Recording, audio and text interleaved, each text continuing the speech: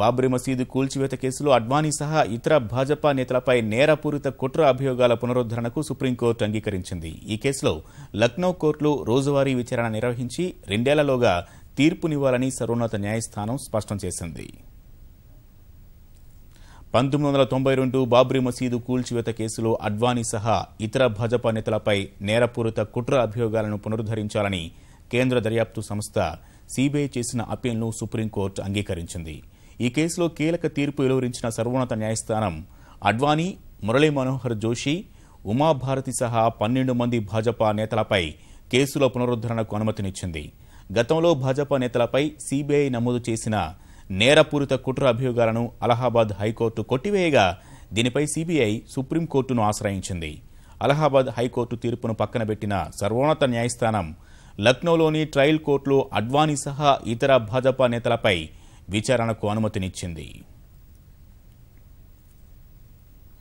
బాబ్రీ మసీదు కూల్చివేత కేసులో అడ్వానీ, మురళీ మనోహర్ జోషి, ఉమాభారతి, కళ్యాణ్ సింగ్ తదితర భాజపా నేతలపై అభియోగాలు నమోదు కాగా ప్రస్తుతం కళ్యాణ్ సింగ్ రాజస్థాన్ గవర్నర్గా ఉన్నారు. గవర్నర్ పదవిలో ఉన్న కళ్యాణ్ సింగ్కు రాజ్యాంగపరమైన రక్షణ ఉన్నందున ఆ పదవిలో ఆయన కొనసాగేంత వరకు విచారణ నుంచి మినహాయింపునిచ్చింది. గవర్నర్ పదవి నుంచి వైదొలిగాక కళ్యాణ్ సింగ్పై విచారణ చేపట్టవచ్చని తెలిపింది. అడ్వానీ, మురళీ మనోహర్ జోషి, ఉమాభారతి ఇతర కరసేవకులపై నమోదైన 2 వేరువేరు కేసుల్లో సంయుక్త విచారణ చేపట్టాలన్న సుప్రీంకోర్టు రాయ్బరేలీ కోర్టులోని కేసును 4 వారాల్లోగా లక్నో కోర్టుకు బదిలీ చేయాలని ఆదేశించింది. బాబ్రీ మసీదు కేసులో వాయిదాలు లేకుండా రోజువారీ విచారణ జరగాలని, 4 వారాల్లో విచారణ ప్రారంభించాలని సుప్రీంకోర్టు ఆదేశించింది. బాబ్రీ కేసును విచారిస్తున్న ట్రయల్ జడ్జిని ఈ కేసు విచారణ పూర్తయ్యే వరకు బదిలీ చేయరాదని స్పష్టం చేసింది. 2 ఏళ్లలో ఈ కేసు విచారణ పూర్తి చేయాలని ఆదేశించింది.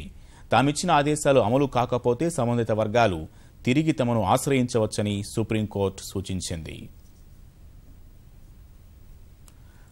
1992 డిసెంబర్ 6వ తేదీన బాబ్రీ మసీదు కూల్చివేత ఘటనకు సంబంధించి 2 కేసులు నమోదయ్యాయి.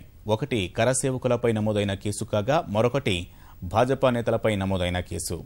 కరసేవకులపై నమోదైన కేసు లక్నో కోర్టులో విచారణలో ఉండగా అడ్వానీ సహా ఇతర భాజపా నేతలపై కేసు రాయ్బరేలీ కోర్టులో ఉంది. ఇకపై 2 కేసులపై సంయుక్తంగా లక్నో కోర్టులో విచారణ జరగనుంది.